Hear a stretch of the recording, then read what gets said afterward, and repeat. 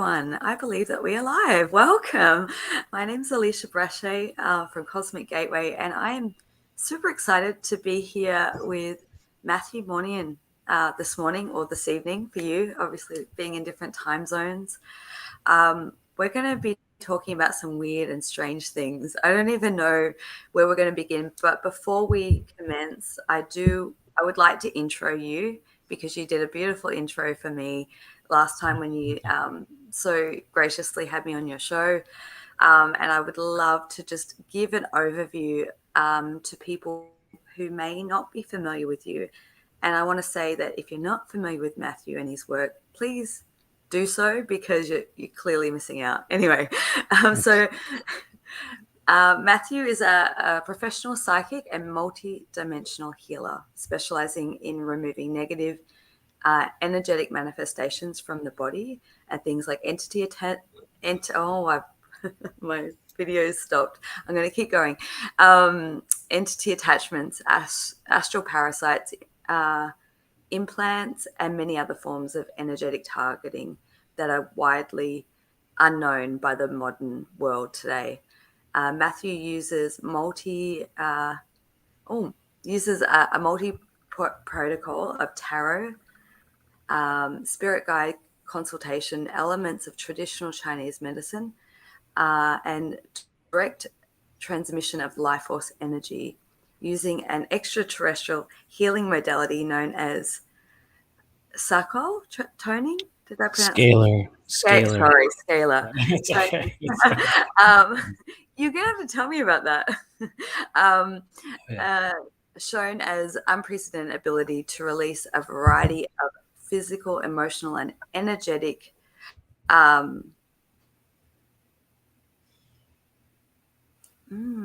energies from the body. So, Matthew, welcome. Thank you for being here. I'm just going to try and fix my video. Yeah, no worries. I know how it is. Like we were just saying right as we went live, I know totally how it is when you try to go live or do a thing and it's like suddenly the technology doesn't work. It has a weird effect of like derailing everything in the moment. Luckily, we usually like pick it up and start kind of rolling with it. But don't worry, I feel you. Thanks for having me on your channel, by the way. Thank you for being so understanding. I am a little bit frazzled, as you can probably tell. It's totally cool. Yeah, that probably means you are in the right place because this is literally a thing that happens on every single live stream I do. Every time I've done a show, it's like we just kind of like, whoa, we're just like on a weird ride and some of it doesn't work and some of it does. And anyway, yeah, thanks.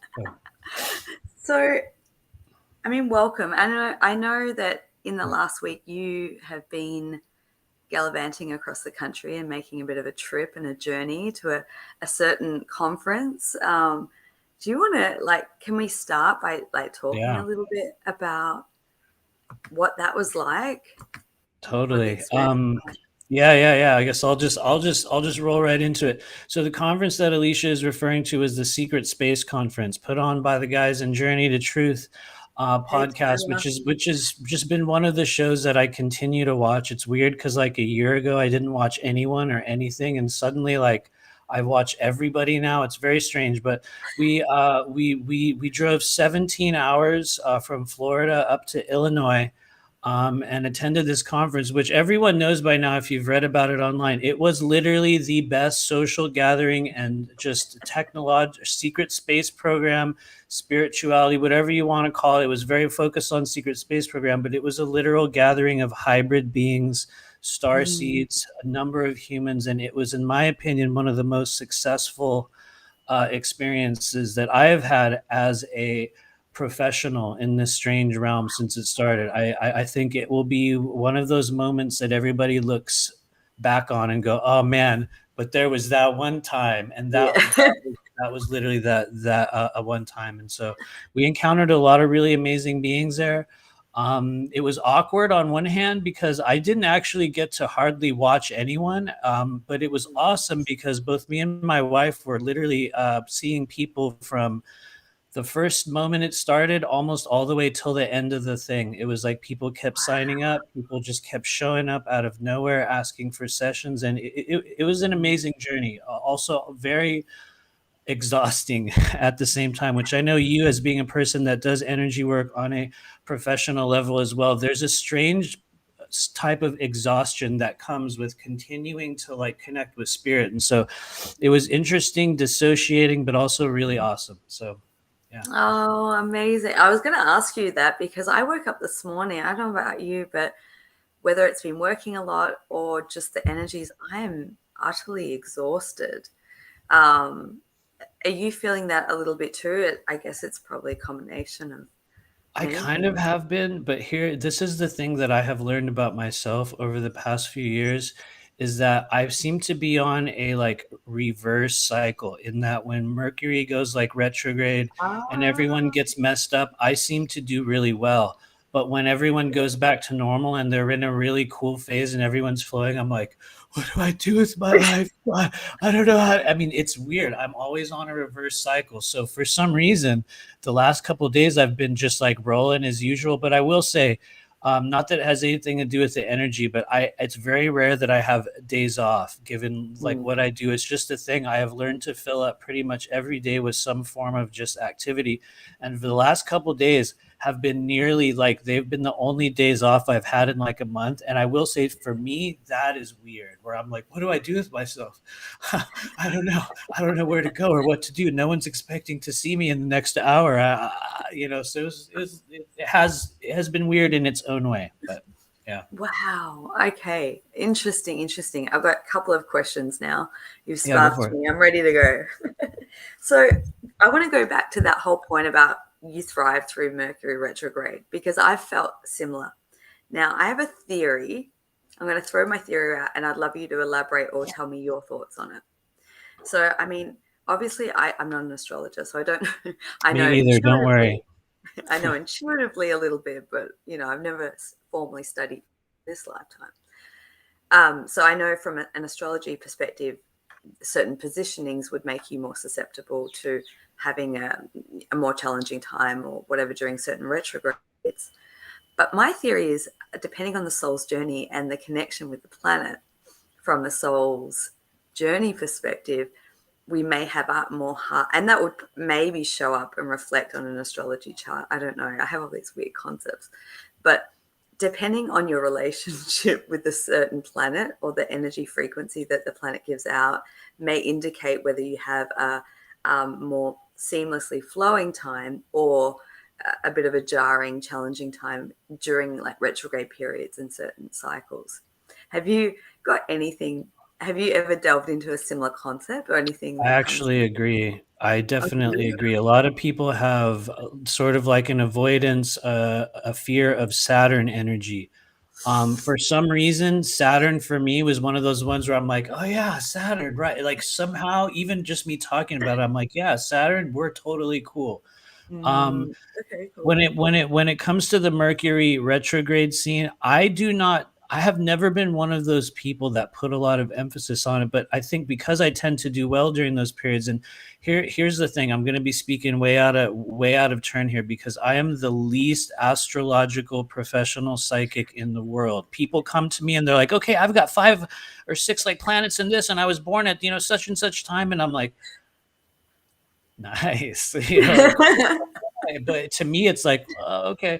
But what I have observed is that I think for a number of us we were born in a retrograde, and so therefore it kind of returns us back to maybe a vibration in which we are more comfortable operating because it's one that we might have originated from. But I also know that there are so many forces at play at this stage of the journey. A lot of what we would call alignment energy or retrograde energy in many cases are just the front loaded issues or the frequencies within the body that were meant to be brought up to the surface at this time. So it's not so much a retrograde thing, but I've just noticed in general though I seem to do really well when the rest of the world is not. Case in point, over here in the US and probably where you guys are, 2008 through 2012 was a horrible downswing for everyone. And for me, it was like, I was like, dude, I had money. I was doing great. It was like everything was rolling as soon as everything else went down. So anyway, I think that's just how it's supposed to be for me. Some of us are assigned to be more active or more in a flow when others aren't, so that we can be the ones that are more Yeah. present and sort of grounded when everyone else needs it. And then when they don't, we kind of go in our own weird dissociative states. But I couldn't so I agree hope with that you more. I've had the same observation over many years. yeah. I'm like, whoa, I'm going through this, so I'm being prepared to hold steady soon. What's going to Yeah, happen in the world? Ooh. totally. So I'd like to, you kind of went back to like 2008, 2012. I know a little bit about your journey, but for those who don't know, can you maybe share about like some of the pivotal points that were like transitional for you? Totally. I know that like UFOs were a big thing, and then you kind of moved into more of an energetic, multidimensional way of being, or participating in and practicing in. But I'd love to hear some good Yeah. stories and pivotal moments that. Totally, totally. Thank you. And for those of you guys out that are watching, whether it's in now in the moment or later on after this is recorded, this will be the weird. Actually, it probably won't be the weirdest thing that I say to you guys, but I do practice a very particular form of internal dialogue and literal telepathic transference. So for those of you guys out that are watching, you as well, Alisha, you can literally stare at a person's left eye in most cases. And as you learn to do that, you get a little bit of an internalized slideshow, meaning that the sort of internal imagery activates and you'll get your own version of what I'm talking about. But for me, the sort of journey into the bizarreness of whether we call it multidimensional healing, whether we call it professional intuitive work, was not one that I had any idea was coming in my life. I had no clue, Mm. which is weird because nowadays it is something that I do literally every single day. Maybe not the past couple of days, but literally every day. It's a realm in which I'm working in, and so prior to 2015, and I guess 2015 is a key moment for me because that was when I had a very particular activation that occurred. But it actually started for me in 2012, and in Mm. 2012 I was just becoming aware of some of the Mayan calendar stuff. To me at that time, I was very much locked in the world of nuts and bolts UFOs. I was like, yeah, there's crafts and the government has them, I know it. You know what I mean? I was very much in that category of like, we're going to have disclosure and the government's going to tell us, which granted could still happen in this life, but it's kind of irrelevant to, in my opinion at this point, because disclosure is happening. But that said, around 2012, during all that stuff, I started having what I thought was kind of like almost like a psychotic break. It was like right around the beginning of December 2012, I was working as a mental health counselor in a veterans treatment center in San Diego, California, just working with homeless veterans at the time, trying to get people into housing, doing a number of forms of therapies. One of the cool things about the VA at that time was there was a stage where they were much more open and you could use a number of modalities. And I was practicing hypnotherapy and motivational Mm. interviewing and all kinds of stuff like that. And it was a cool opportunity for me to spend, a number of years just messing around with that stuff and kind of helping people. And not that we got very far, but right around 2015, a lot of people have heard this story, so it's kind of a cringe old news for some people. But for those that haven't, in 2000, or rather in 2012, sorry to rewind awkwardly, I had this weird moment right around the December 21st where it felt like the top of my head and my chest and somewhere like kind of my lower back. It was like something was exploding out of me, like this pressure developed in my body. And I remember going to the doctor. I actually went on medication at the time. I thought I was losing my mind because they're like, nothing's wrong with you, dude. There's nothing wrong with you. Maybe you should get on antidepressants. And I was like, yeah, definitely. That's definitely what I need. So I went on meds really heavily in 2012 because it literally felt like energy was exploding out of my body. And I just stayed suppressed for the next 2 or 3 years. And in 2015, I was working in the same job in the same place. And we were doing a homeless fair for people that were coming off the streets, trying to get them into housing and treatment. We were just doing this homeless fair, and I walked past this woman's booth. There was just these older women doing healings and stuff. And this one really tall lady stuck her head out and was like, "How would you like an energy blessing?" And I was like, "What? Yeah, all right, yeah, like I don't want to, literally I did not want to go back to work. So I was like, yeah, sure, yeah, I'll just sit here for a few minutes. And it was cool because I could just sit in these chairs and like, just close my eyes. And this woman put her hands on my head that day. It was in, I think, about July of 2015. And within 5 minutes, something just changed. It sounds so crazy, but afterward, I felt like this opening in my head, kind of like in 2012. I felt like this ring. I felt like I was wearing a hat. And I remember just walking around in kind of a dissociative state going, whoa, that was weird. And I remember telling the people at work, I was like, you guys, something just happened to me. I felt like something, just like, dude, it was like that kind of thing. And the wild thing is, within 30 days of that moment, my entire life changed. It was like within a day after that, I started having crazy dreams and crazy knowings. And it was like beings showed up in my room. And I would wake up in the middle of the night and my body was coming through the ceiling through this shimmering blue liquid. I would wake up and like be in states of complete mania. I would touch my body at that stage. I remember there was a few days I woke up in the middle of the night with some kind of electricity. And actually, for me at the time, it was like wind. It was like I felt wind inside my body. And I was like, what the hell's going on? I literally thought I was losing my mind. And I remember touching my hand in the middle of the night. And as I put my hand on this energy in my body, I could feel, I could hear, I could taste, I could remember, I could find all the channels, which I didn't know at the time were the meridians. I did not know that it was the chakras, but it was like something had been so ripped open in my body that I was able to perceive them and feel them. And I wish I could say it was cool. I wish I could say I was like, whoa, amazing. I literally thought I was losing my mind. And there were many nights where I sat curled up in a little ball on the couch in our house. And I was just like, what's wrong with me? I mean, just total insanity. I even hired weird healers at the time, people to come over to my house that I found on the street to help me because I thought I was going crazy. Lo and behold, and I'll pause after this. I realize I'm on a rant here, but No, lo and I behold, like your rants. okay, cool. Lo and behold, there was a person in my extended family. She was a previously professional psychic, and she was a woman that I sent her like a 10,000 word email one day, like, every single thing that had happened to me. And I was like, please help me. And she was like, whatever you do, stop taking medication, stop going to the doctor. You're having an awakening. And I was like, what? Okay. And I did. I took her advice. And within 2 years, that was around July of 2015, 2 years of that day, for the rest of the time, I was very dissociated. I was very pathetic. I walked around talking to trees. I just did really crazy, stupid things for the next 2 years. Nothing too crazy, but just very dissociative. Yeah. Like a totally activated empath when they're not using anything. I was tossed this way and that by the energies. And right around 2017, after having all kinds of crazy contacts, I made a decision to literally leave the marriage I was in, the house that I owned, all the things that I had gathered for the past 10 years of my life, the job that I had, literally everything, even my son, which, granted, it wasn't like I left his life, but he was like, okay, dude, you're going to go live with your mom permanently now.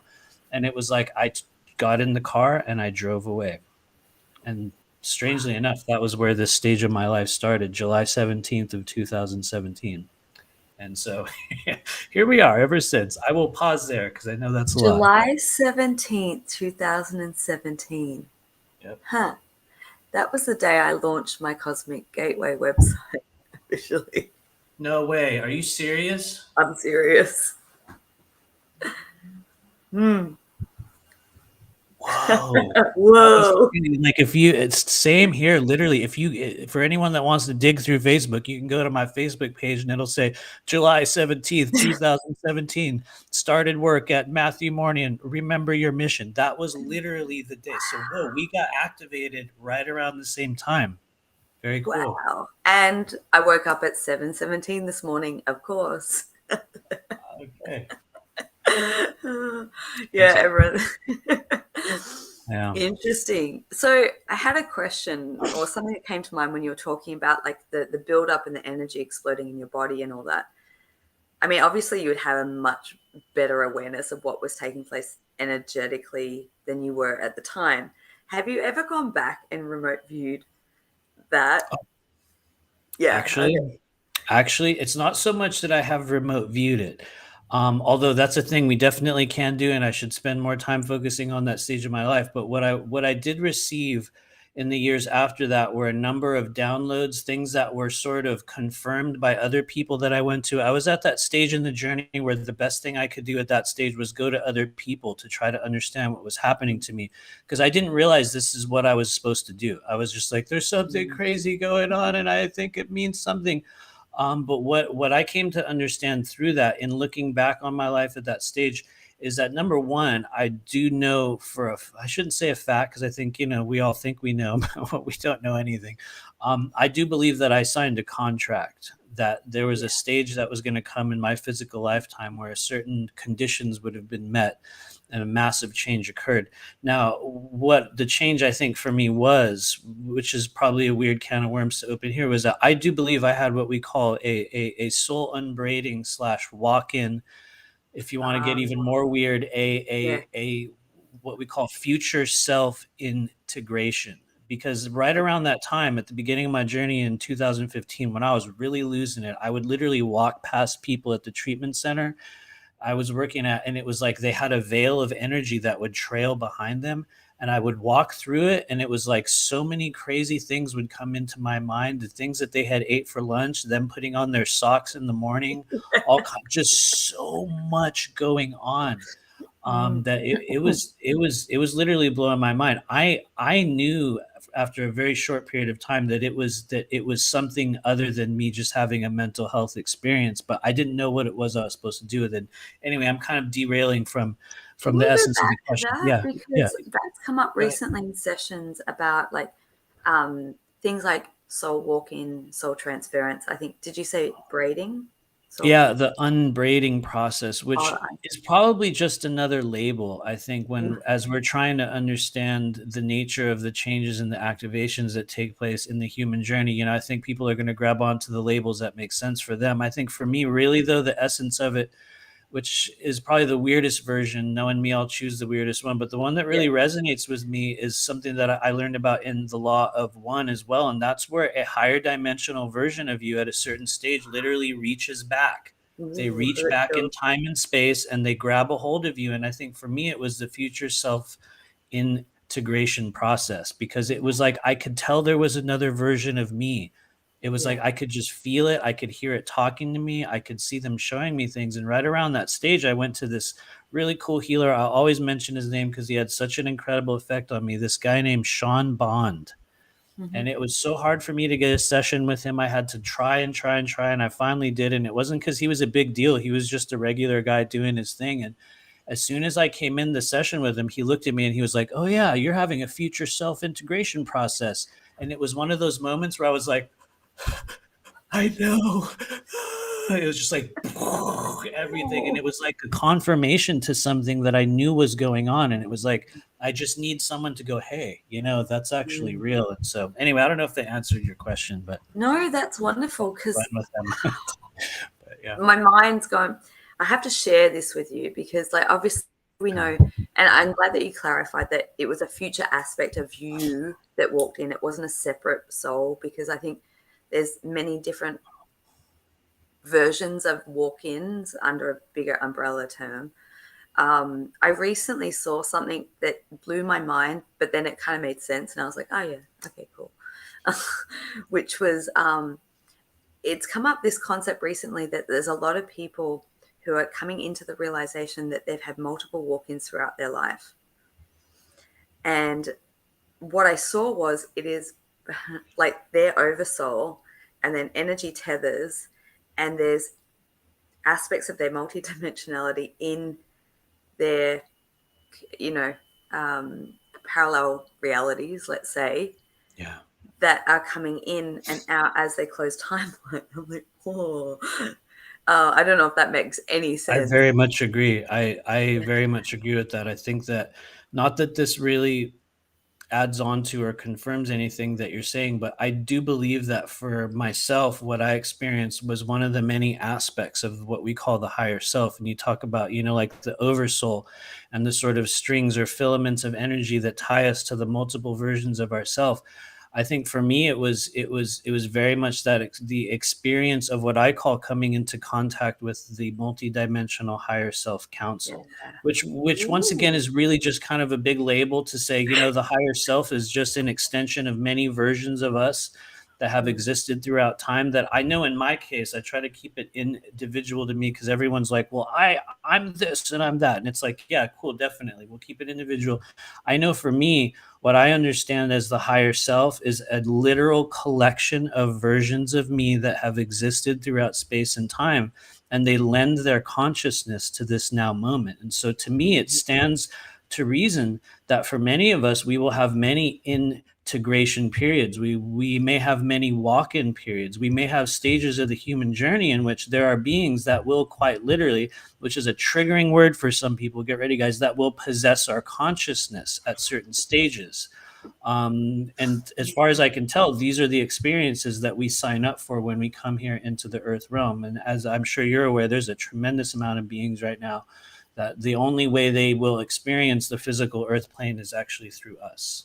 Yes. Through our experiences and through what we're bringing in. But anyway, that's a whole other conversation. But yeah, I love the way you put that. That's just so much food for thought. And one thing that I will share is, if that information resonates for anyone right now, there is a rest period. There is like an integration. There is a getting, if you're going through an exchange, let's say, of an aspect of your consciousness to another one, however that looks, there is an integration process that occurs where things feel really weird and awkward, and you have to get used to new ways of being and operating, and you all of a sudden dislike people in your life, or there's so many things. And I think the body goes through a big recalibration through that period. From what I've seen and potentially experiencing currently now, as I say that and kind of laugh at myself, there's this need for rest and recalibration. So yeah, actually that leads into my next observation / question. Yeah, go for it. For about a week now, I only woke up this morning, and I think I only realized what was actually occurring. It takes a little while to drop in, but I've been sleeping for like 9-10 hours.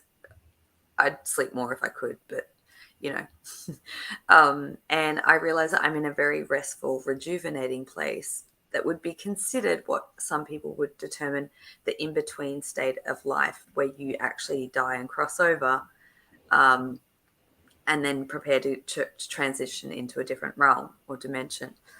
I feel like I'm going through that right now. I agree. And I'd like to know, like, I don't even know where my question stems from this. Like, have you seen things like that? Are you aware? Are you going through anything like that? Is there, because I did an interview yesterday with Tom and Dean, and we were talking about how like all childhood stuff's coming up, resurfacing for a lot of people. And it feels like this kind of, I would call it this life review to some degree, for a transition that I can't sort of see beyond. I can feel and sense into it. And I know if I'm going through it and I speak to people and they're going through it, I imagine there's a wide audience that's going through some degree of a similar process. Yeah. I very much agree with you. I think I am going through a similar regenerative or death and rebirth cycle in my own way. And once again, I'm very conscious of how I'm labeling things here right now. But once again, for those of you guys out there that are also going through a similar cycle, we will come to understand this in the future as what it's like when you change a timeline. The actual process of shifting a timeline or into another framework or wavelength of human existence. And just real quickly before I pause, how old are you this year? I know that's a vulnerable question for some. No, that's fine. No, I'm 1038 in March. Okay, cool. So you are coming up onto the 4th decade of your journey here, which for many of us is actually begins right around 38, 37. It extends until supposedly up until about age 55. But a lot of people theorize that there's a stage in the human journey in which we step into complete and full creation of our physical timelines. It's what some of us call the true Earth-based human adulthood stage actually begins around your mid-40s, and so a lot of people believe that right around before you turn 40, just like when Saturn shows up in your early 30s or right before that, only when you hit 40s it changes a little bit, and you start to enter what you call a completely individualized version of your reality.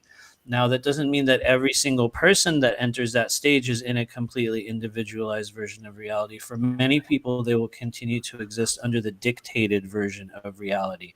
That's why for a lot of us, right as we get right around the age that you're at and the one that I just passed, you'll notice a lot of people, kind of your friends and family, will a lot of them will decline, and you'll notice the aging process takes place. And for other people, right around that stage, you literally explode into a whole other chapter of your life, which clearly is absolutely a thing that is happening for you. And I think it is part of the human journey here. And so we could say that you are preparing to enter the completely individualized version of your reality, which is marked by specific types of death and rebirth cycles, physical shifts, body shifts, relationship shifts. The work that you do or the mission that you have will take a little bit of a strange turn. You'll turn a corner, you'll transition into another thing. I myself am in a very similar stage with respect to the work that I'm doing, in that for the past year for us, it's been very much in training. We've been working with training groups in a number of classes and courses, and honestly,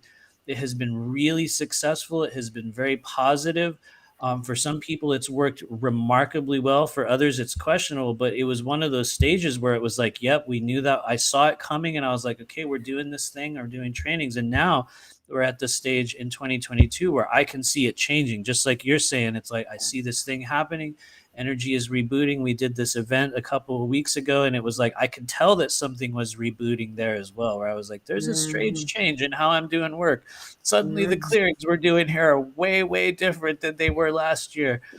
So I think we're sort of entering the next stage of integration of who we chose to become in this life. And at the risk of going on and on, we will choose to become many, many different versions of ourselves. And so anyway, to me, it feels like a good transition that you're in right now. So yeah, thank you for that. Excellent. I think you just articulate things so eloquently. I just love listening to you go on your, as you call your rants, but I think it's beautiful. Oh no, it is. It's like a weird switch I'll turn on. It's like, okay, hopefully this makes sense. Most of the time, it kind of does. So, you know.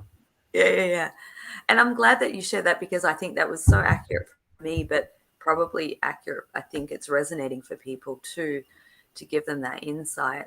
Did you, I mean, we can go in so many directions right now. I have two questions, so I'm going to let you choose. I mean, backed off what you were just saying and how like your work is changing, do you want to talk a little bit about that?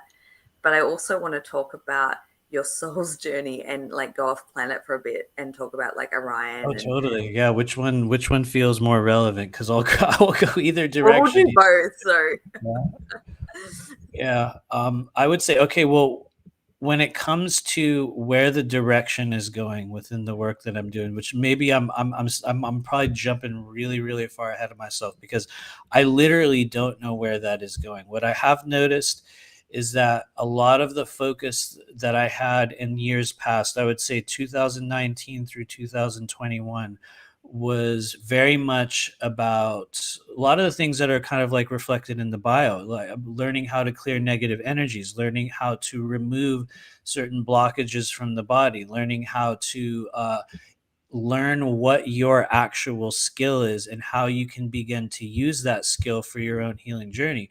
What I'm noticing that it is transitioning into now is still a lot of that, but much more in an individualized sense, meaning that I believe that every single person who finds this information, those that are cognizantly aware of the awakening journey on planet Earth and are make the decision internally to be of service to the human collective, I believe that the majority of us that are going through that switch right now is quite literally because we have a modality within us. We have our own specific native version of energetic or emotional or human or physical or alien medicine.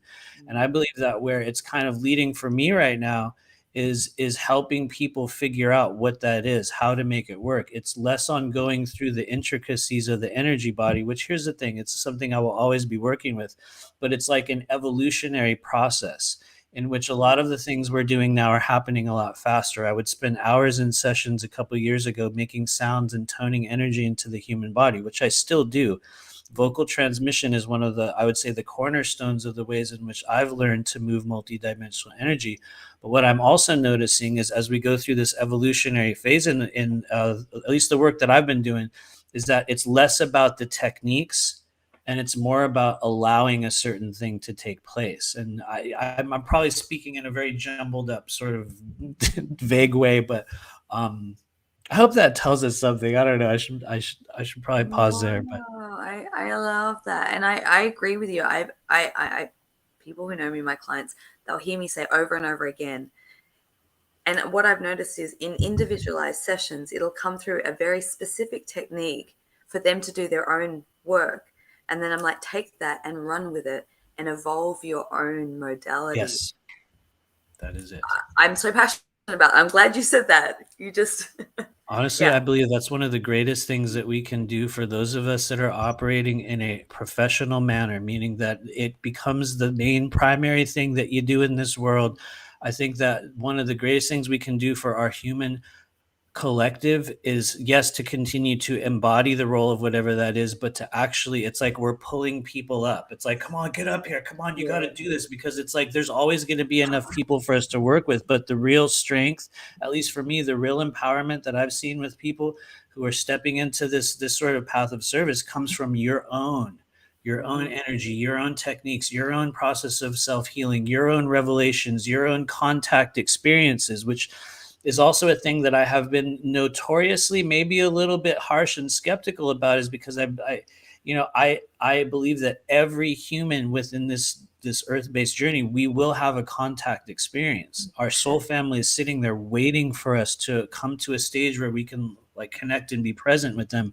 And so anyway, I'll watch out. I will go, I I'll was go just on laughing because that. I was catching up with a friend yesterday, and I was reflecting on a conversation with someone in the past, and who said to me, I don't want to, basically, I don't want to get activated because it's going to open up Pandora's box, and I'm terrified to see ET beings in my bedroom in the middle of the night.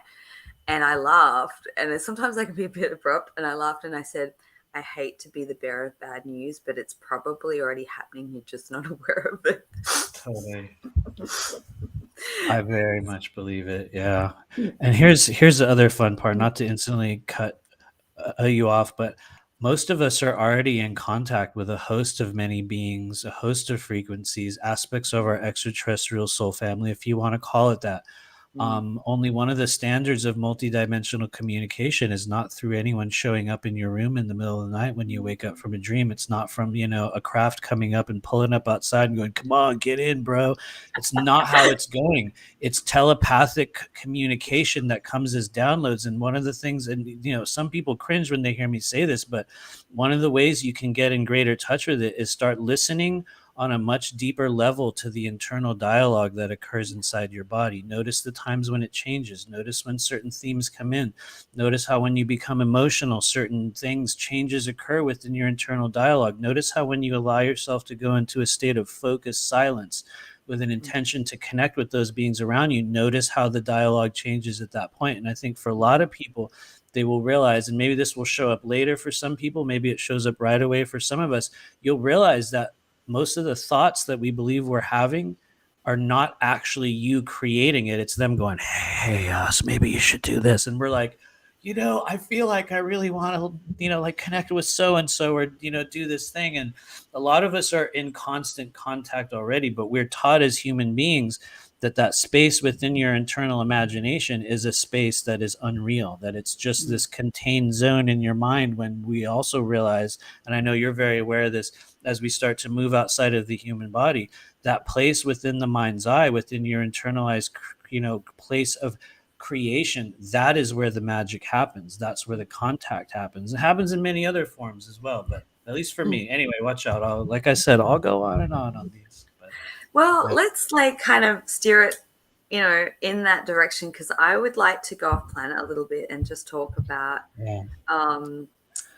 I like to see things as like the soul's journey through the different planets and the dimensions, and I think coming back to what we were talking about how we all have our own unique and individual modality within us and way of operating with energy. My belief system is, and I could be wrong, but I think that we learn things through our different multidimensional aspects and experiences and lifetimes, that then we then start to, as we go through the refining process, we have access to. But I feel like there are things that we've learned along the way that are coming back into a remembrance within us. And so it depending on our soul's journey would depend on what types of modalities or practices or techniques we gravitate towards. There's a resonance. Like, as an example, if you're very attuned to, like, say, Chinese medicine, you probably had some experiences as a practitioner or working or learning as a student at some stage on the soul's journey. I mean, that's so broad and vast. But No, I want to, I absolutely agree. so I want to individualize this to you. Like, can you share a little bit of what maybe your awarenesses are of your soul's journey? And you don't have to go into detail, but I'm curious, like, in terms of like Matthew's, what I would call star map. And like, I like Wow. to map where, I see it as like stars and they go, there's a lot of sound that Totally. comes with it. Oh no, I love it. That's a really really good question. Mm, I can tell you this much because I think that by the time we get to Earth, and maybe this is me speaking individually, I do believe that by the time we come to this stage of our journey on Earth, and I know a lot of people think they're like, this is my first time here. Maybe, but I think for a lot of us, we've been everywhere. We've done everything. There is no one sole point of origin within this dimensional realm. Now, I think there's places that we go back to over and over and over and over again in the midlife and like the sort of post-human life process. And the places that I have identified for me, and one of them was identified for me very, very early on. It was a name that I was aware of, and Orion, the star system of Orion, the beings that come from Orion. More mm, specifically, what I've been shown as, they call it a planet. I think it's more of a realm at this stage, like a sixth density kind of realm, and that's the realm known as Mintaka. mm, Which, if you want to get technical, as far as I can tell, because I have had a number of what I believe to be very, very notable experiences with beings and energies from Mintaka, is that it's not actually called Mintaka. Mintaka is a human derivative of the actual name, meaning it's actually a longer vibration, but we grab onto a certain part of it. And so I think that my soul has returned many, many times to the realm of Mintaka. I know that one of the first experiences I had in this life of meeting an extraterrestrial being, which was literally in the bedroom when it was in 2016. I was doing a meditation and my crown chakra popped, and suddenly there was a gigantic praying mantis in the room mm. with me, right Yeah. across from me, physically in the room, bigger than the room, which is a weird thing. It's like, how can something be bigger than a room and be in the room? But it was there. Mm, And the feeling that I got from it was that it was proud of me. It was happy to see me, and it turned into a boy. It switched into a little boy right after that, and it told me his name was Ezekiel. A couple days, I mean, a couple weeks actually, a couple weeks later, I had an experience in a group meditation right when we went to the crown chakra, in which I met another praying mantis being, and this one was very, very different. He was standing to my left in this internalized mind's eye realm, and he didn't really say much to me. It was like this acknowledgement that it was like, you're not ready for this. It was very open. mm, It was like, you're not ready, kid. You're mm. not, like that sort of vibe. Almost like this being had a sense of humor, which I think for a Yeah. lot of people, they hear that and they're like, whatever. But really, it was like, I was like, the thing had a sense of humor. Oh, sorry, he had a sense of humor. And what he showed me at that stage, because I kept asking, the human mind kicked in, and I'm like, who are you? What is this? And he said, Atma, Atma, Atma. And when I came to find out, I had to Google the word later on. I didn't know what it meant. And like I looked it up, and it was the higher self. The higher self was a mantis being. And what he showed me was not that there was an origin point for me. What he showed me was that I came through the sun, and it was like this spark of light that came through the surface of the sun, and as it exited the sun, it split off into all these pieces that looked like glass. It was like a piece of glass went psh, and it shattered and it just shot off to all these places. And what I did not understand at the time was if that was me, if that was the soul group that I came from, if that was, maybe that was a thing he was showing to me. For me at that stage to have those experiences, it was something so completely overwhelming, and just it was like the most emotional thing in my life. I remember I cried for like 24 hours after it, and I remember people were like, what's up with that guy? And I was like, and so, I don't know the exact origins. I do know that I've worked with a lot of beings from Orion, like I just said. I think that there is a very, very distinct, get ready, a lot of people think this is a cringe thing. There's a lot of reptilian energy that has worked with me. I haven't had a specific encounter out of body where I physically touched a reptilian, physically with my hand. I could feel it every time I talk about it. It was like I could still feel it underneath my hand. And the experience that I had with this being, which the closest thing I would describe it to would be like a Draco. It was like a dinosaur being. Like this dinosaur being showed up in our living room, and I was completely aware of how I had no control. I could not stop the process that was occurring. And it was like they kind of picked me up and moved my hand, and was, the way we would pull a fish out of the sea and tag him with something. And they were like examining me. And I remember asking in that moment, is this real? Are you even real? What is happening? And he was like, touch my face and tell me if I'm real. And I did not elect to do it, but I saw my hand go up and I just gently touched the side of his face. And it was like this scaled physical being.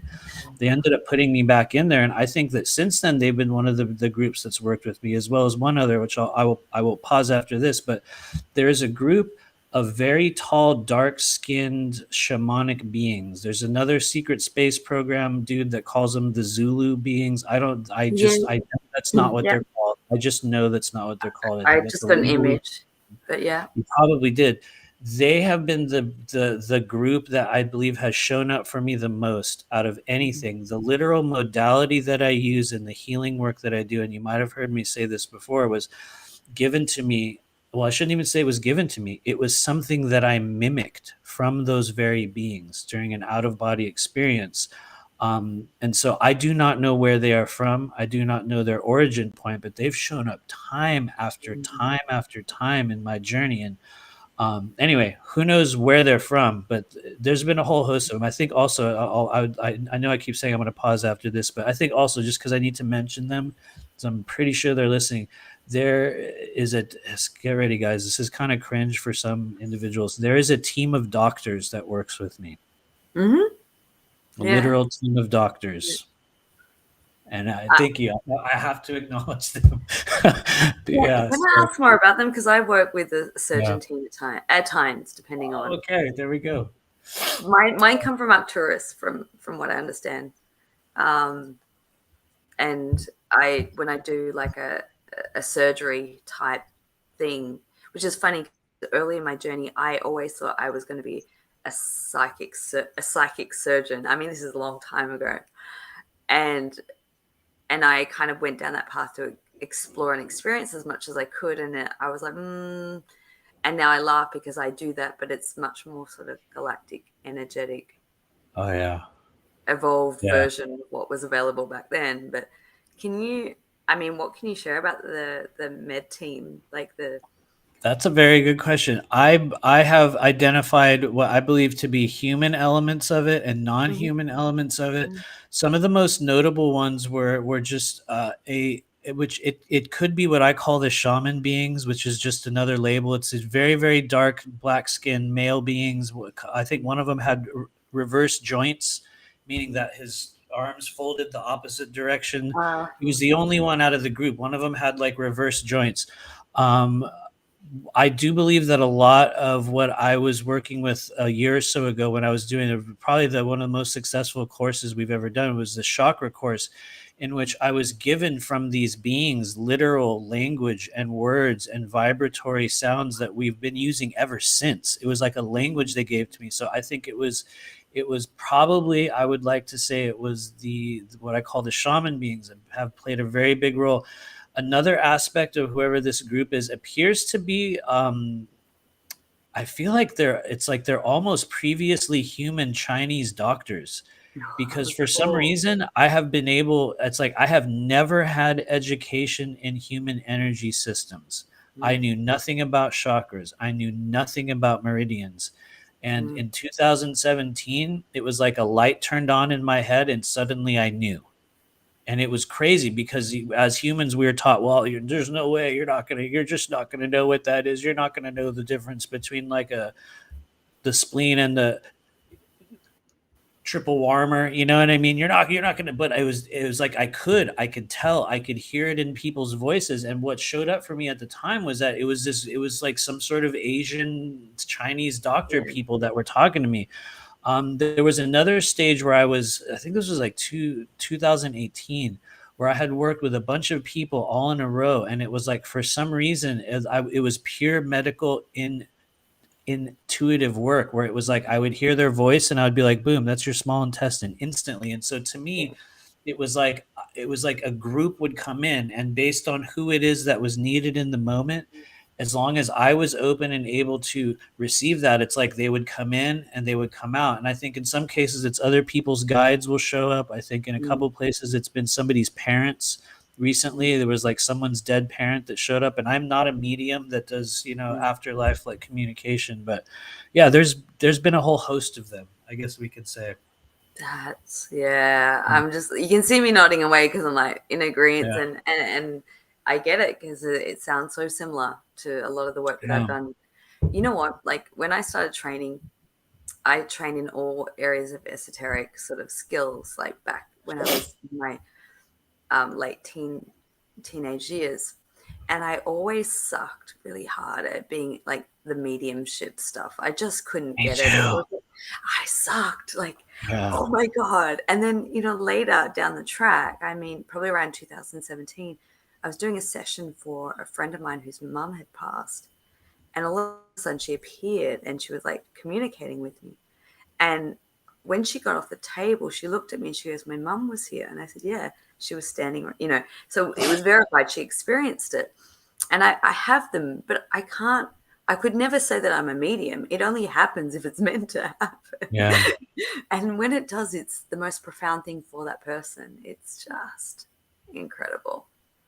I totally agree. I think when I first started this strange journey, and I was like, I realized, I think maybe I actually am psychic and I think I can really do this. Like as I started, it was like in my mind at the time, I was going to be channeling people's dead like Yeah. relatives, and doing this thing.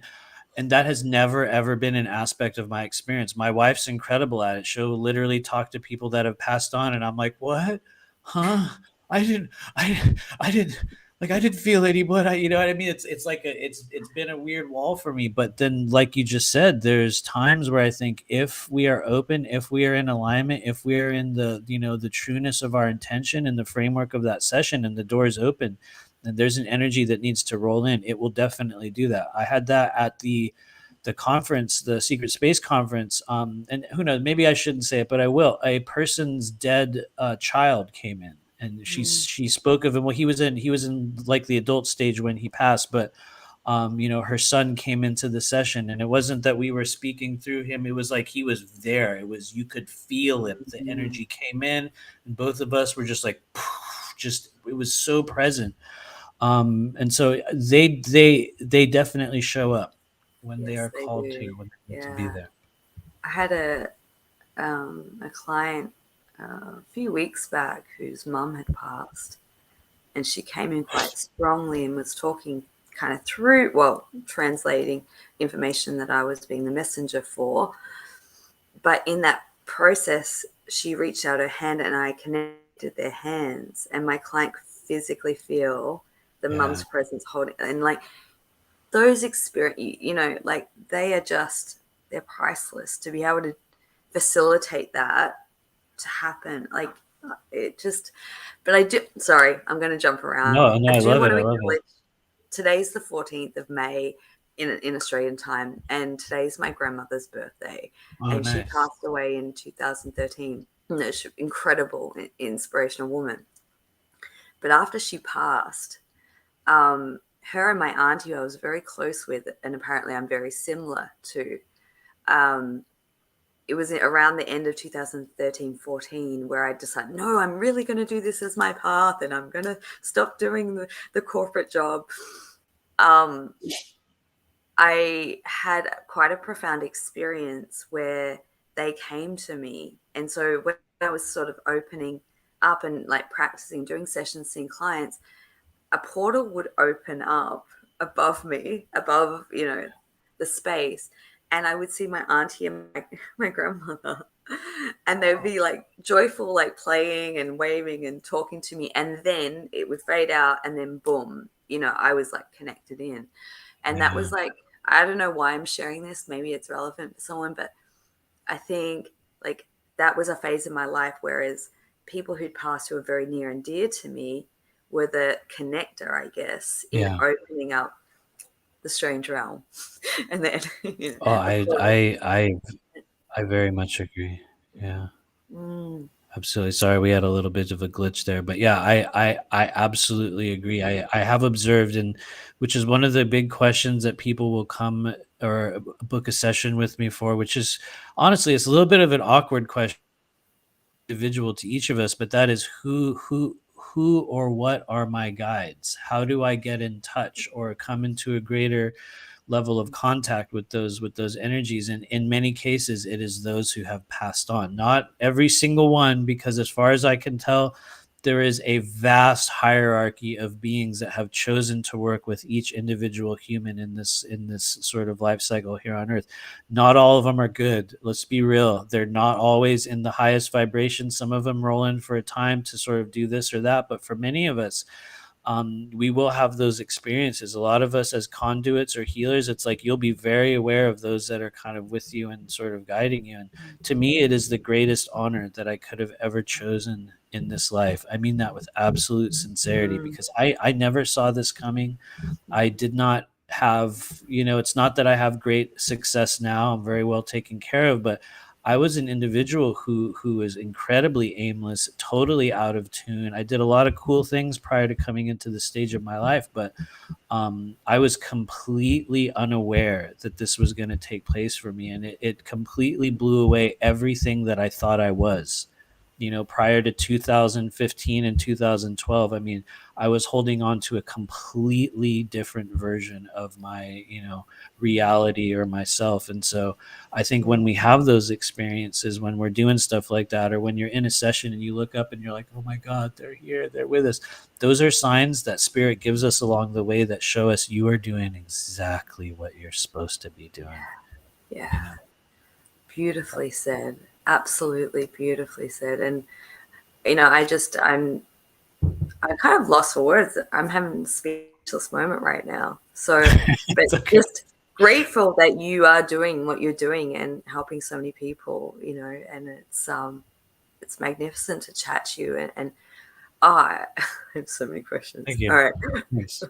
I know that we're coming up to an hour, and I don't want to. I know it's late for you. So by the way, it's fine, because I do, and maybe I shouldn't say it, but I'll watch out. I will literally go on forever. So you'll have to cut at some point. So I'll just like continue. But anyway. Well, I anticipated that because you know we've already done this, right? This is just I anticipated it was going to go longer than an hour, but I just wanted to check with you first. Oh yeah, it's all good. Yeah. I think everyone in the chat is kind of enjoying it too. Yeah, cool. Thanks, everybody. Can we talk about current energetics? Current energetic climate in what you're observing. I know it's pretty heavy for a lot of people. I think we've got eclipses and full moons and all that. But I would love to hear in terms of what you're perceiving right now in the energetics. Totally. Yeah. Totally. Yeah. I have said this many times in the past, and I will say it again.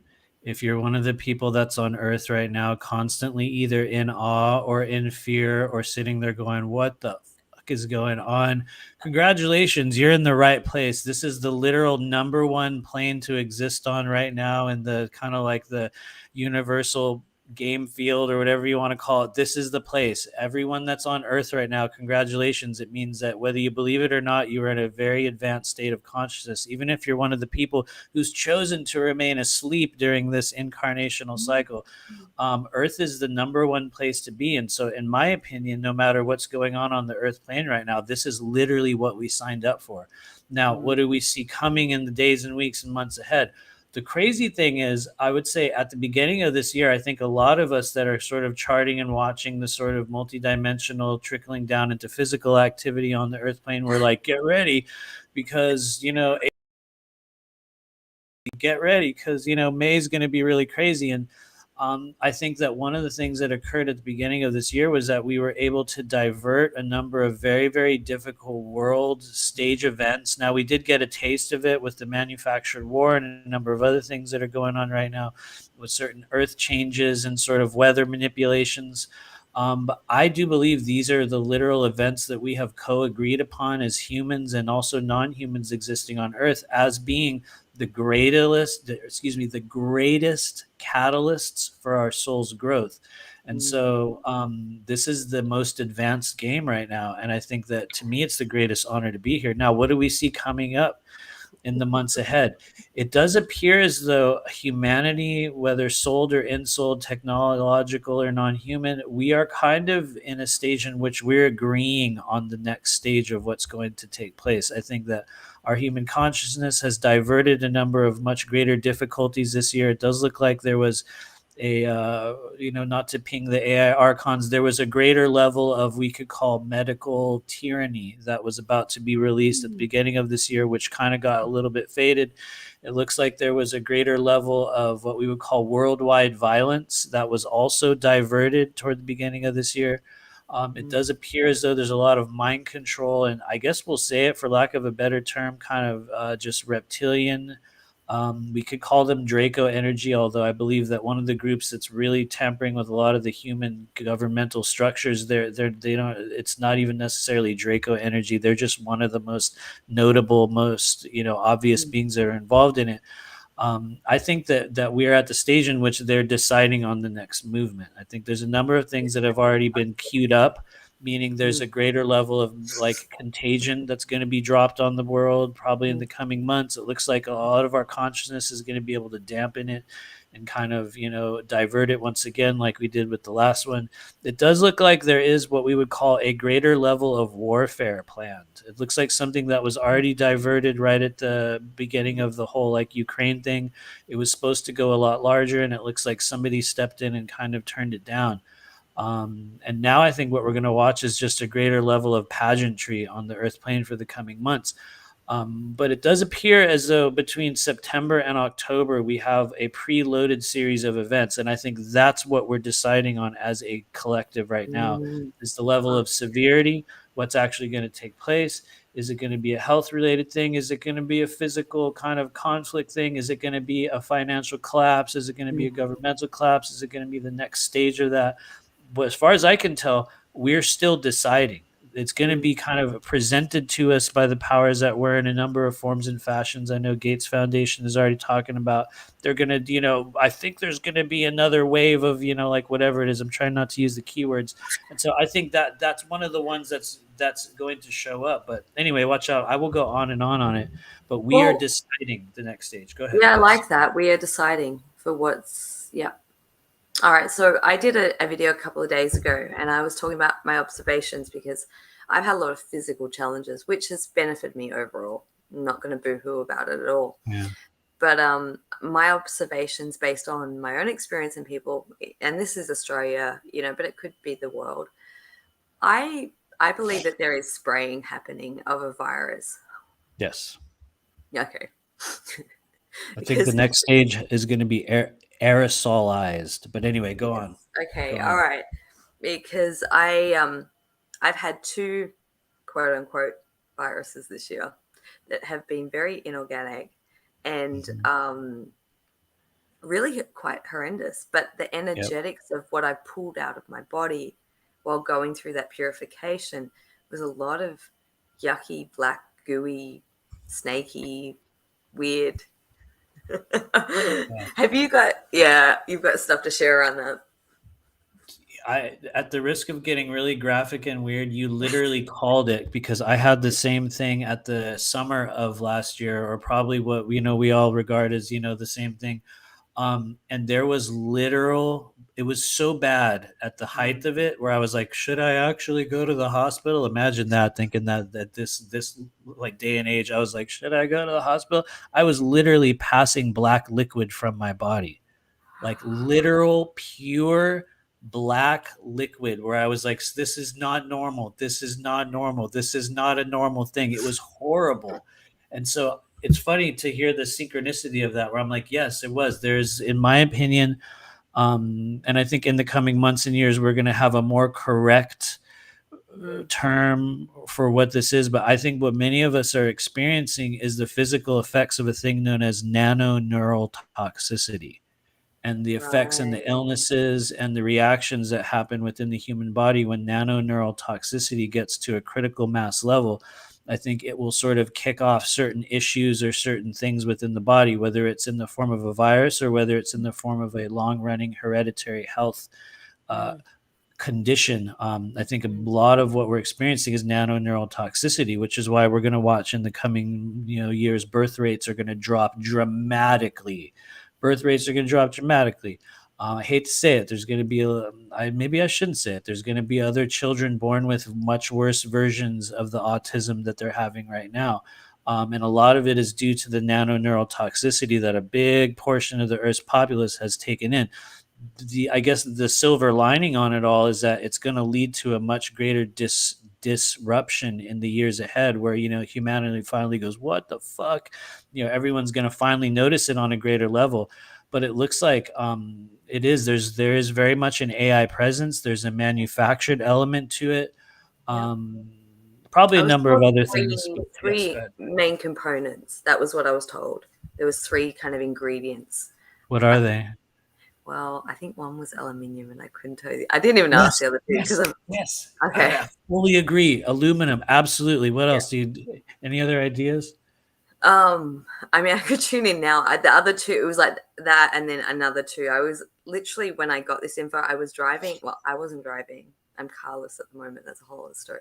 I was with my dad in the car, and my dad's been unwell because we all got it around the same time in my family, and he's like, my dad's a healthy man, right? And he's like, I just don't feel good. And I said, do you want me to do a session on you? He's like, yeah. And I was like, he obviously doesn't feel well, because if he's welcoming a session.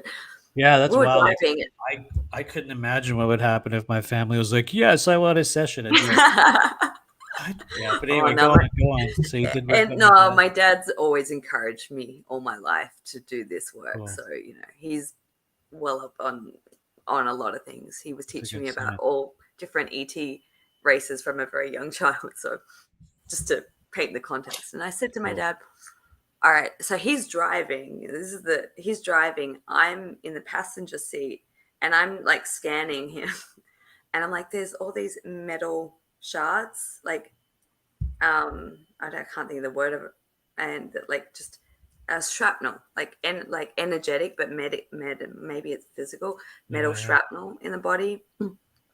And then I tracked it to see where it was coming from. It was being come out of a plane. And I was told that there was 3 components. There was aluminium, and then there was like 2 other components, which I didn't ask what. But then I saw a craft, a light ship above, and I asked just a simple question, what are you doing? They're like, we're trying to minimize the effects. And I was like, okay. And so, I did a process with my dad in clearing, and I've been doing a lot of that, to be honest, because a lot of people are sick right now. Yeah. That feels very, very true. It feels like there is a host of non-physical beings that are also diverting and mitigating a lot of that damage. But I kind of have a question for you also, because I know it's a focus of a thing you're going to be doing soon. But will you talk a little bit about your scanning process, like when you were tuning into your dad, or when you are tuning into people and you're like, I feel this or I feel that? How does that work for you? What is it like? Yeah, well, it's changed again, and I have to make a note of this. Since I came on your show and we spoke, and I made a comment. I said, I'm not good with the physical body. I'm more in the energy, emotional, mental. Well, that Same, all changed. same here. Yeah. Oh, really? Wow, Yeah. nice. Yeah. So now my body scans are very like organ physical based, and I Nice. have no, like, I suck at biology, but I'm like turning on. So anyway, back to your question. But I just Yeah. wanted to make a note because I think that was a part of an energetic exchange I I could have. certainly hope so, because like anatomy is one of the hugest focuses of like all of the sessions that I do, which is wild because I have no education in it, but I'm like, it's all about the anatomy, knowing the psychosocial qualities of our organs, and you will never be in doubt as to what to heal. But anyway, go on. So Yeah. how does the scanning process work for you? Well, it's individual, but I guess as an overall, I will make sure that my field is clear first so that there's no interference coming in, or I'm not at the very minimal minimizing my own filters is what I call it, so that I'm Yeah. not projecting my own, because I want to be a clear channel, and then I will just connect in with the person's energetic field. Um, and so as soon as I do that at the moment now, I feel everything in my body of what Yeah. is in misalignment. So it's not very hard to detect because it feels very uncomfortable until I name it, and start to, as soon as it's spoken or verbalized of what it is, then I'll feel the ease Mm. dissolve in my body. But basically, one of the techniques I use is like almost like a, I don't know what you call it, like a light scan, like Yeah. yeah, and go from the Totally. top down, and I can, yeah, okay, Yeah. yeah. And then it will just show up different imprints of colors, and generally speaking, like red will mean that there's something that's sort of Huh. inflamed, or different colors for different misfunctions of the body or misalignments. And then I'll go in and talk to um, that aspect. And I like to trace where it comes from. So is it foreign? Is it a past trauma? Like trying to dissect why it's in existence, what the lessons are, what the Yeah. person could learn from it, how can they help resolve it ongoing. I mean, there's just, I like a lot of questions. Yeah. does that does that answer?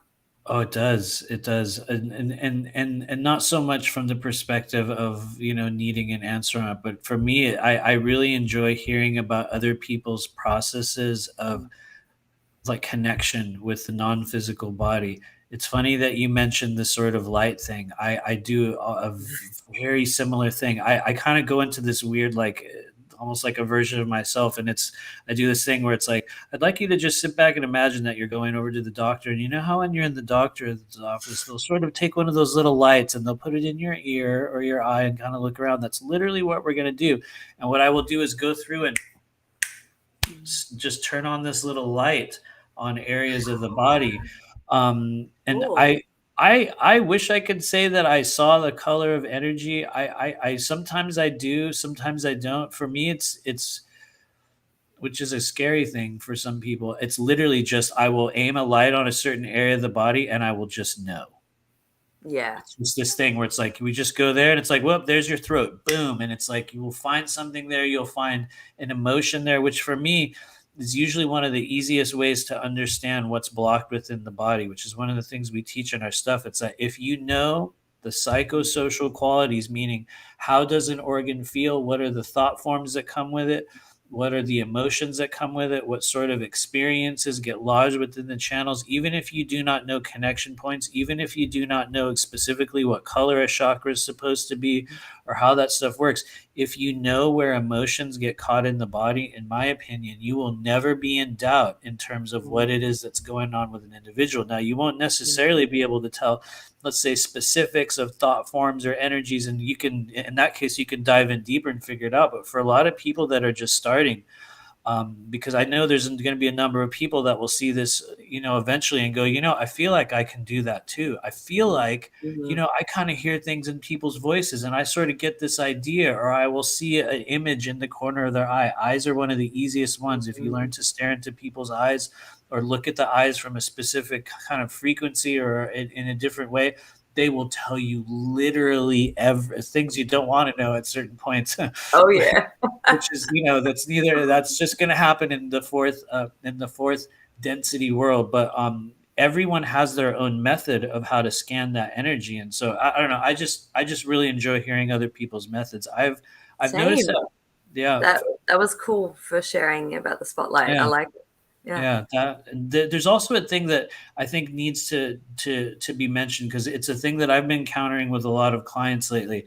A lot of us have the ability to hear a mere fragment of a person's voice. There's a very interesting form of auditorial diagnosis that can happen for some people, which the crazy thing is, it seems to take place as you open the throat, which is wild because throat's for communication, also for receiving energy. We wouldn't necessarily consider it as a discernment filter or a pathway for receiving information, because most of us will perceive it in a different way. But as you continue to open the throat chakra and as you continue to work with the meridian points around the ears, you will start to learn that you can literally hear one word of a person's voice and you'll go like, oh yeah, there's the throat chakra. Oh yeah, there's the spleen. Oh yeah, there. Like, you can hear the quality of the energy in the body through the voice. And so the reason why I'm talking about that is because there's a bunch of people on the earth plane right now that are getting activated into a whole other state of their intuitive abilities, but they will not identify it as such because there is no infrastructure, there's no model for still within our spiritual Yeah. community as to what means what. How do you know when it's real information? How do you know when it's information from spirit? So right now, auditory stuff's really big. But anyway, watch Oh out. no, that's so. And I agree with you. I think I don't want to. I have to be careful what I say, It's but okay like, to say. Okay. I'm just gonna say it. Yeah.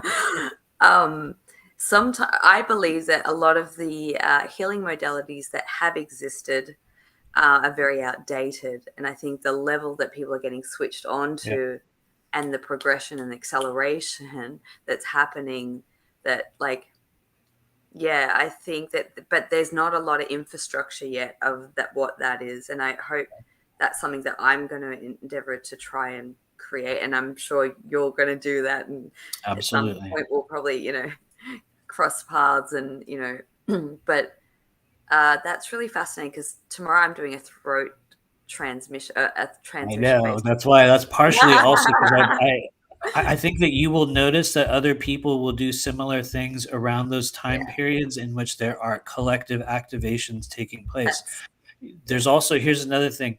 There's no way you could have known this because I have not been really talking about it publicly, but we're doing a Patreon group tomorrow, and one of the focuses is on opening the. It's going to be a part of it, so it's like there's like a collective vibe taking place, but that's yeah. that's also how you'll know when you're falling or taking the, like the what's the word I'm looking for? Ooh, here we go. I can't say it. Temperature of, like the energy that's around us, Mm, because you'll notice that, well, yeah, a lot of people are working in that area. A lot of people are working in that area. And that's because that's the place where people are activating. And so for those of you guys that don't know, one of the additional functions of the throat chakra, not only is it for communication, for allowing your truth to be heard, but it's a bidirectional energy center that allows things to be received in a different way, kind of like a translation filter within the body. And why is that? Why is the throat chakra kind of a translation filter in the body? Because it's inextricably linked with the minor chakra right underneath it. A lot of people call it the high heart or the thymic chakra, which for those of us that are activating our intuitive abilities, those of us that understand ourselves as empaths, those of us who even as children, we'd have the ability, somebody would come home or somebody would walk in the room and you don't even need to see their face. You're just like, you just feel it. And sometimes it's in a good way. It's not always in a negative way. But in order mm, for us to be in full use of our kind of intuitive faculties or our communication abilities as humans, those are two energy centers that have to be working in tandem. While yeah. at the same time, sorry to go on and on this, at the No, same no, time, no. This the is third energy center that, in mm, my opinion, or rather what I've noticed, is that many of the chakras in the body, or at least the primary chakras, of which there's probably thousands. I think you can create chakras with your consciousness, but within the basic framework of the human body, they come in pairs, kind of like the meridians also have pairs as well. And so the pair, or what we would call the secondary connection point for the throat chakra, is actually solar plexus. They're absolutely linked. Whereas the thymic chakra and the soul star chakra outside of the body are also linked. Whereas the third eye, and get this, the navel chakra are inextricably linked. There's a bunch of other places as well, but I agree. I've seen the same things. That's why I'm like, are you kidding me? Yeah, for real, right? That's so good. Yeah. I Really did good an impromptu session that you basically just described a whole heap of stuff that was like going on, especially with the throat and the high heart. I've seen a lot of that in the last week in sessions. Totally. So, but I want to backtrack. So, yeah, sorry, go ahead. no. I have so many questions now. So tomorrow at 10 a.m., the Reclaim Your Voice transmission that I'm doing with Dale and Katie, please sign up to that if that resonates. Where can people go to your Patreon and do what you're doing? Yeah. Well, Yeah, so we Patreon. have a Patreon group called the Blue Flame Collective, which somehow has been meeting for well over a year now. I never thought it was going to continue past 3 months. It continues to go on. People continue to join. Our monthly meeting is tomorrow, U.S. time, 4 p.m. Eastern, in which we're doing kind of a dual thing. Both myself and my wife are going to do. She's actually going to be doing a kind of a meditation process, and I'm just going to be talking about just a number of change, kind of like we're doing here. We might do some readings, but really, it's in preparation for the eclipse activity that's taking place, which, from the perspective of eclipse portal openings, this is an opinion, not necessarily a fact, but from my perspective, in terms of eclipse portal openings, this is one of what I would call like a mid-level, mid-grade kind of opening. I think we had a lot of the big eclipse activity in the past 2-3 years. We're going to have more of it, I believe, in 2023, like really big ones. I think there's another really big one that's going to be taking place later on this year, but those are a little more activating. These ones that I'm noticing right now, at least the one that's coming up, is more about airing out and sort of releasing old darkness within the body, about kind of priming energy centers for the next stage of activity. More so than literally altering timelines, which is one of the things we can do with eclipses. You can literally switch your physical timeline into another physical body, which I know is a can of worms for some people, but I am a living example of it. I'm a living example of how you can do that. And so these ones are what I would call maintenance and activation portal stopping points during the human journey, in which a bunch of elemental and sort of, just galactic, I guess, for lack of a better word, energy gets gathered up. And for those that are in tune with it, those that go through the processes of connecting consciously with spirit, it leads to great changes in your soul's evolution, meaning that we jump forward in different ways. And this cycle is about jumping forward in healing, jumping forward in grounding, jumping forward in communication. But anyway, so yeah, Yeah. I love the fact that, and I agree with you, we tap into the same sort of themes. And I knew that this energetic gateway was all around the throat, and the activation of opening, voicing, all the things, but more in particular, and I don't know, this is what I was feeling into, is, whatever individuals are going through the activation, obviously there's going to be a ripple effect within the collective field. And I see it as a truth thing. Of more truth coming to light. And because of the Scorpio themes, I was like, well, hopefully it's really dark, nasty, hidden truths that humanity have been hiding, so we can just bring some of that up to the surface and, get on with it and heal some of that and move forward. But I don't know what your thoughts are. I certainly pray that it is a sort of worldwide revealing process to keep it in individual. What has been shown to be is that it's about my it's about Mhm. like my own, like, revealing of some weird darkness or hidden kind of just stuff within me that needs to be made known so that I can move forward. So I think it's probably both a collective and also an individual one. But for some Well, reason, this kind of eclipse cycle hasn't been that bad for me. I think last year with the oh, eclipses okay. we've had, I felt like I was getting torn apart. There was days where I was Oh, like, oh, and this time I've been kind of like you're rolling like, with yeah. it a little You know smoother. what Might be a just good. came to me, because I'm really impatient, and like I get a heads up of like this is the energies, and I'm like it's gonna happen. I've learned over the years that it takes a while, right, to like show up in Yeah, this realm. But what came to my mind is perhaps that this one right now is about the individual personal truths, because that's a lot what we're working on in the transmission of accessing, harnessing our own individual truths. But as more people do that individually, if we look at the cycle of this eclipse to the one at the end of the year, the 6 month cycle between, so then it will be a full moon in Taurus and it will be in Scorpio season. That's probably more likely where we're going to see more world events take place, I yeah. imagine. That's just dropped in. So I agree as well. Although I would love to see some really crazy world events take let's, place, which yeah, let's, I know some like people are like, don't, careful what you wish for, but I think humanity needs a very harsh and polarizing awakening journey this year. Maybe that's just me. Maybe that's just the way I see it. But I think that I shouldn't say it, but the more chaos, the better. I think that's what it's going to take for certain countries, for certain massive groups of people on the Earth plane to finally go, wait a minute, what?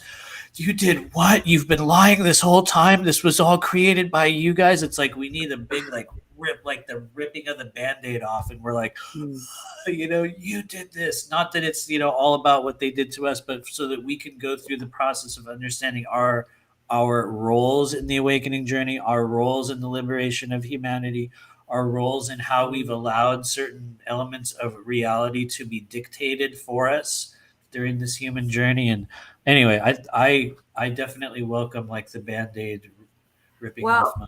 I'm just going to share what came to my mind. And I don't make predictions. I just read potential Me neither. timelines. Maybe now, like the energy around the truth more on a collective level is around like well, it's already started to happen around COVID and that sort of narrative, and more of the truth around the medical procedures. That's what we're calling it on the and things like that. In document surface, I didn't know that there's already document surfacing, but more on a like everyone can Yeah, access that. So maybe that's now, because what I'm really rooting for, and I have been for a long time, is more uncovering about the atrocities that have happened to children and yeah, trafficking and those things. Maybe we're building, because I think it has to happen in levels and layers, yeah. because the trauma, the collective trauma, when those things are uncovered for the average person is going to be quite heavy. So we have to go in stages of ripping off multiple band-aids to I prepare agree. people. So maybe we're kind of starting there, and then we're moving into this phase that maybe in 6 months' time we will get more acknowledgement about human trafficking.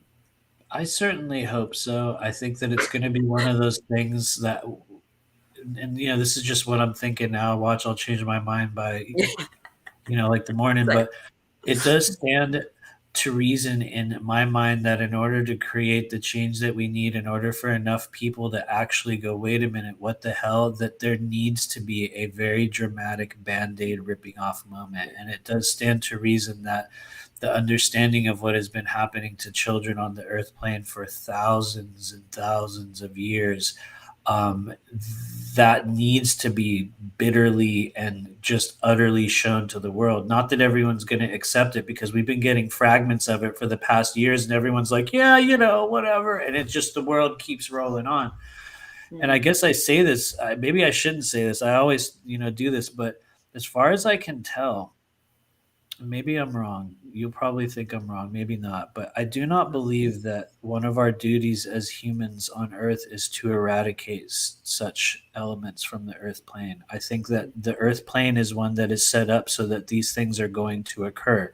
That part of our journey as humans is not about stamping out the darkness. It is about coming to a level of balance of the darkness within ourselves and then making choices as to which one we choose, which element, which timeline. And if you go back to stuff like the law of one, they talk about that choice that occurs. They say it specifically, the law of one blinks at neither the light nor the dark. It is available for all.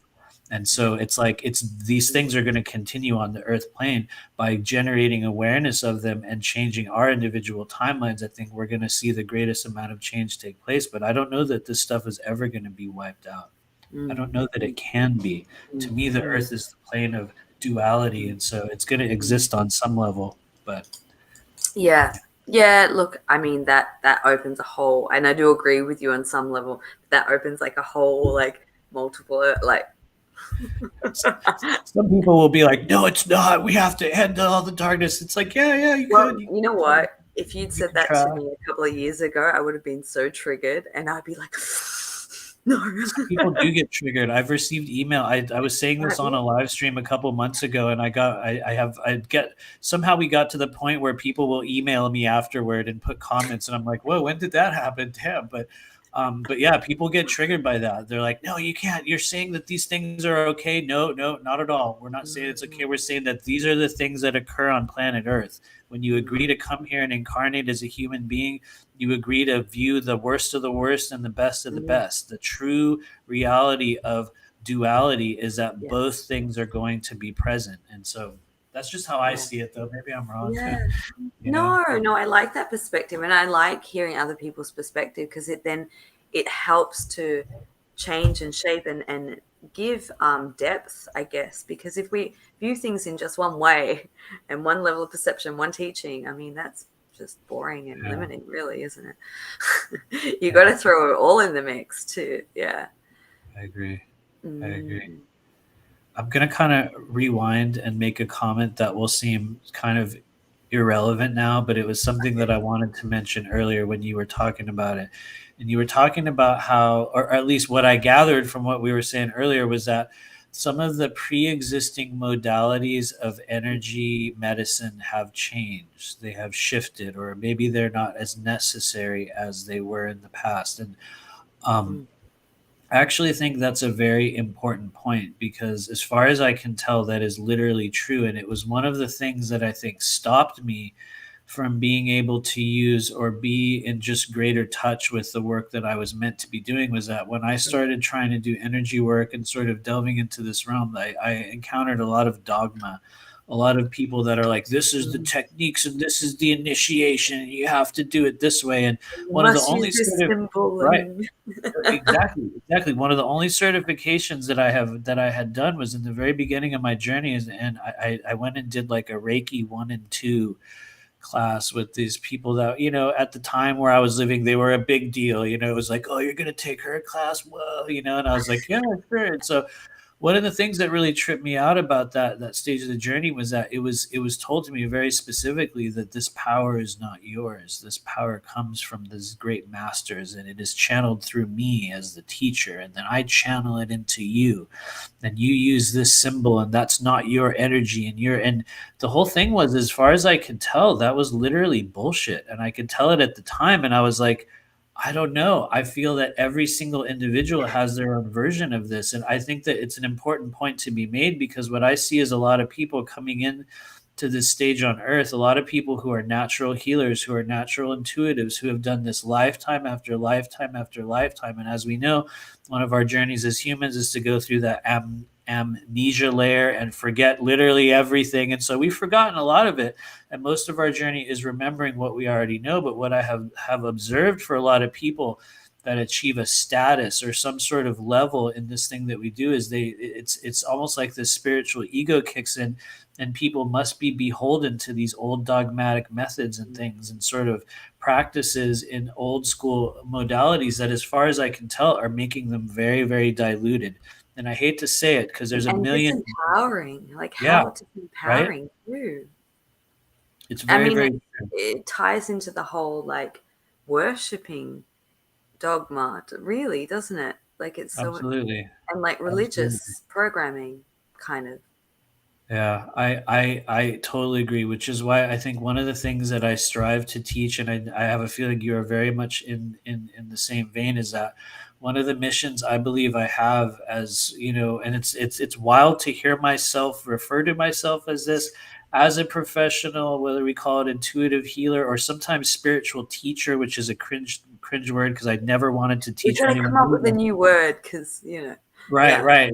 But as a person who does this, you will find that there are tremendous numbers of people who are incredibly and naturally talented. They have their own Mhm. modalities, their own Yeah. frequencies, and I've noticed that they get holed up in these sort of processes. And it's like I have to do this certification and then that certification, and I must take this class, and I have to do it this way. And when what I was shown at the start of this journey was like I would get these phrases that would roll through my head, like someone would come into my mind and literally sing this thing to me over and over again, and they would say, "The greatest work you can ever do is one of your own design. The greatest shield you will ever make is one of your own design. The greatest techniques you will ever." It was like someone would say that in my head over and over again. And the more I threw away the dogma of Reiki, the more I threw away the dogma of pranic healing, which was one that I was into for a while with the salt Mm. bucket and all that stuff. The more I Oh yeah, threw away, yeah. yeah, yeah, yeah. Like the more I threw away those processes and Mm. literally made up my own. Which for some Correct. people they're like, "What you made? Oh my god, that can't be real." But the more I've done that, There's no and the more, accreditation to that, Matthew, and yeah. where's the validation that that actually works? Sorry. Totally. No, well, honestly, I can tell you where the validation is, It's honestly, because I've had in the tremendous results. validation.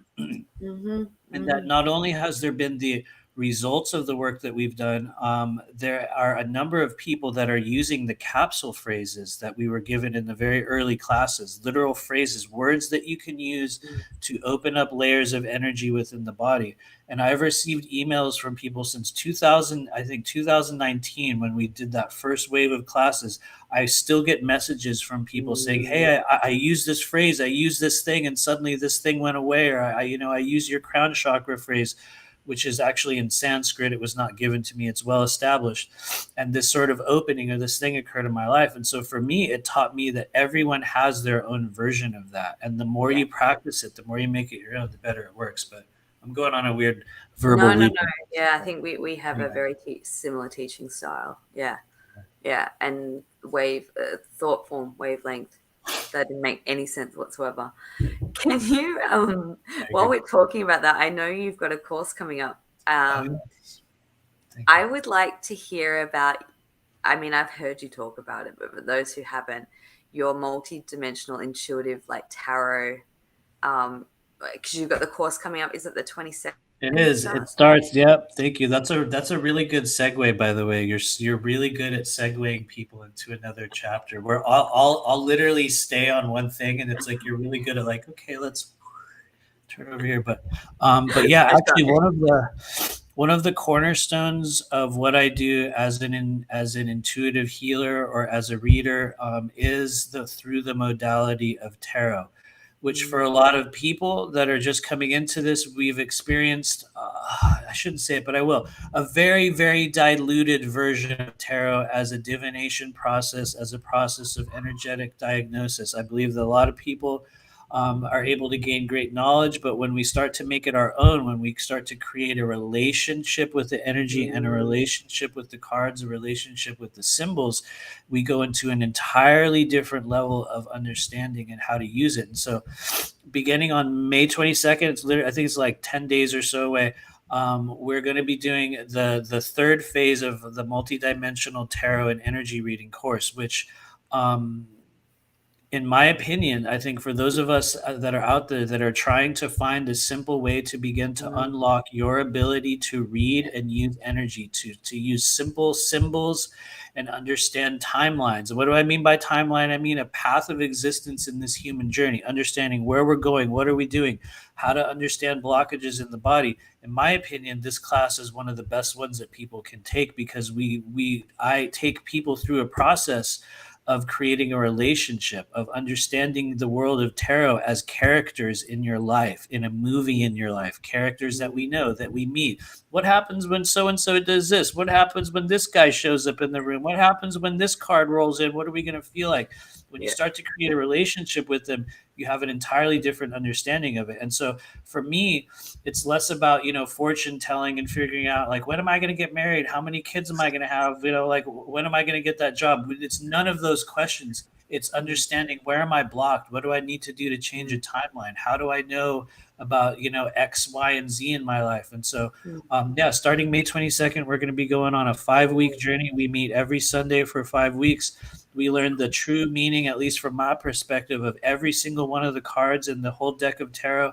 mm, And we also learn how to create a spread, because there's one of the other things I learned ah, as a professional reader is there's a lot of people that keep themselves locked into methods of reading. They create this map mm, that they will use on the table, and this means this, and that means that, and that card fell in this area, so therefore that means that's this and that. And one of the things that I picked up really early on is that because I never really had specific instruction, it was like spirit showed up and they mm, gave me these methods, they gave me these spreads, they gave me these things that mm. really I think are meant for people to take them and change them, Changed. to I take them agree. and Yeah, become them.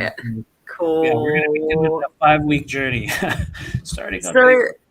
oh my God. And not only that, I love that. I couldn't, I haven't even taken the course, but just hearing it, I couldn't recommend it enough just based on Thank you. how you describe that. That if I will never teach something like that. That's, but if I I was, didn't know I was going to teach this. yeah, Wow. well, you never say never, right? But I just, I'm glad that you're in the world teaching in that way. That's all I can say. I mean, I've done 2 tarot courses in my life, many, like over a decade ago. But that sounds like so much fun. Thank you. It So much actually is a fun. lot of fun. It's the most fun class that I've done. It's the third time we have done it in a row, and we've done it for 3 years. This one will probably be a bit different. I mean, it's the same material, but just the manner in which I do it changes every time. But no, it is. It's really fun, and I think for people who are coming to the stage where they realize there's something different about me, I'm pretty sure I do have an ability. I realize that it's not just, I'm not just this raw gaping wound feeling everything in the world. I realize there's a purpose to this. Yeah, Tarot is one of the many, and there's many ways. There's so yeah. many ways that we can learn to hone those abilities. But that is a method of divination that when you have like a real, what's the word I'm looking for? A relationship with it, it just opens up a whole other area of your Mm. life and your abilities. And anyway, watch out. I'll go on and on. But for anyone that wants to Well, check it out, you can check it out through. where can people check it out? Cool. Because I have put Um, in the description box there is your website and YouTube channel. So I'm imagining if they go totally. on Yep. rememberyourmission.com. Rememberyourmission.com. It's right there on the page. Y'all can join. For anyone that actually does want to join it, I shouldn't say this, but I'll say it. You can actually enter a code and get a really huge discount. It's the code at checkout is tarot. Ooh. TAROT. I'm pretty sure that's what it is.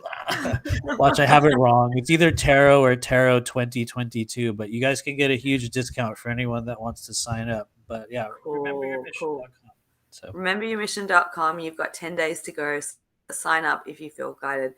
And, I think it's a great place to start for people. I mean, I started, well, kind of, but readings is where I started. I had a great relationship with my cards for over a long, actually, I got out my old deck that traveled with me since I had 2007. I got it out yesterday nice. and had to play around with it. And I forgot how much I loved it. I don't do that anymore, but you Yeah. know, yeah, I think it's great to teach people that, whether it's for their own understanding themselves and how they can do, change and transform and jump timelines, but if they're also looking into like being in service to others. Totally. That's so cool.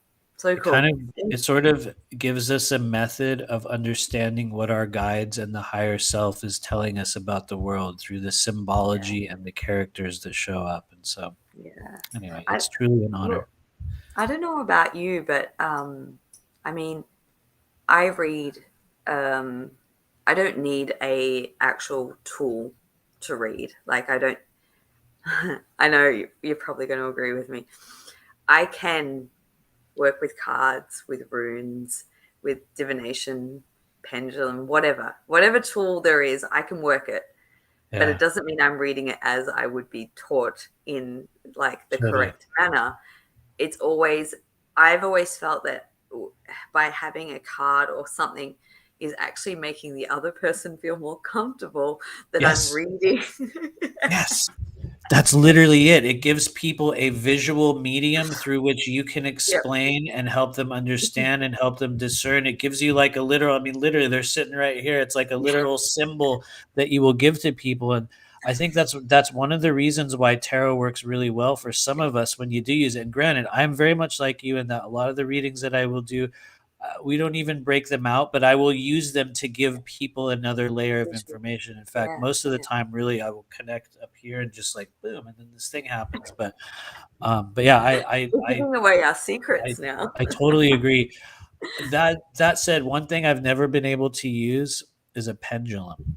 Really? It's like the body for some reason works for me, but every time I would try to use a pendulum, it's like some weird. It's like my body would cancel it. And so what I started to do instead of that was actually muscle testing. For me, was Yeah. like a version of the pendulum within the body. But yeah, that's one thing where I remember like I worked at a psychic shop for a couple of years, and I remember I would try to mess with all the pendulums, and they would just sit there and like, or they would go Well, crazy in a weird way. But yeah, anyway, I can tell you a funny story. So in Australia, if you're not aware of that, we like to abbreviate everything and make nice, nicknames. So nice, my very first pendulum I got when I was 11 was Penji. nice. That was the name. Actually, all my pendulums have been named Penji, just for sure. Cool. And I mean, I don't use them anymore. I do sometimes use them in a healing. I'll show people where their chakras are in Yeah. misalignment. But in terms of asking questions, people who know me well know that I often say Penji always lies. So Penji will give me false and misinformation based on my kind of willing it to move in a certain direction to get a certain answer.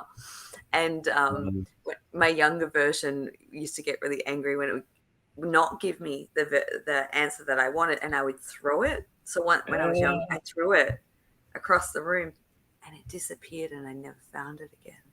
Whoa, somebody erased it from your timeline. Somebody erased.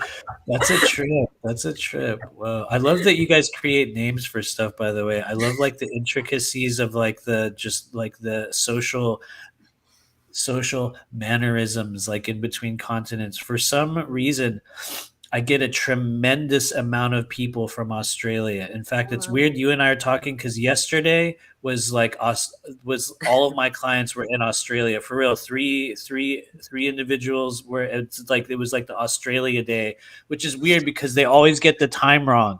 Seriously, it's still a thing where it's like, what time is it? And I'm like, I don't know. It's in half an hour, but yeah, it's a tremendous number of people in Australia. So if you're one of the people in Australia who is seeing this, thank you for finding your way into my strange timeline because it's Australia and the U.S. are the two primary groups of people that I see day after day after day. And so, Cool. yeah, thanks That's very everybody. cool. Yeah. Well, thank you, and thanks everyone for watching. And I highly recommend to connect with Matthew, get a session, join his groups, all the good stuff. But like, tune into your stream is amazing. Like when you do your live from the strange realm, Oh yeah, the thanks. We're interview. coming back next week. So Yes. I have to say, right now it's like very, very top favorite of mine. Like, I'll oh, tune in. cool. Thank you. If it's not live, I will watch the replay, and I get a lot out of it. So thank you for the amazing work that you do. Nice. I appreciate it. I almost stopped the show actually. I was literally gonna stop doing this because, dude, it takes a lot of energy, and Yeah. I am not a public interviewing like individual. But there's so many people kind of like responded afterward, way more than I ever thought. Where I was like, really, you guys? Oh, okay. I mean, like so many people. So yeah, we're gonna do another show next Saturday. Yeah. I will announce it soon. It's probably gonna be the most awkward one yet, just Yeah. because the Awesome. person that's coming on, I don't think she has any idea. She doesn't know what she's up for. So yeah, we'll see. I shouldn't talk about it because she might see it and go, "Oh my god, I'm not going on that guy's show."